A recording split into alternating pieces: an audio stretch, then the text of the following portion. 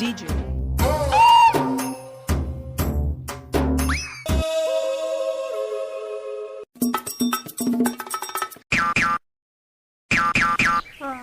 గీ నిచ్చెన ఎందుకు పట్టుకొచ్చినావు? నువ్వే కానీ నిచ్చెన లెక్క ఉంటుందాను, అందుకే పెద్ద నిచ్చెన పట్టుకొచ్చని. నేను అన్నది నిజంగా నిచ్చెనెక్కుడు అనలే, ఆటలో నిచ్చెనెక్కుడు ఉంటుందని చెప్పిన. అయినా గీడేవాడు బర్రెకి బనీ వేసినట్టున్నాడు. నేనే పల్లెమేష్, ఎంత పెద్ద పలిగిప్పిన పామైనా 10 నిమిషాల పట్టేట. అయినా ఇప్పుడు గీని ఎందుకు పట్టుకొచ్చినావు?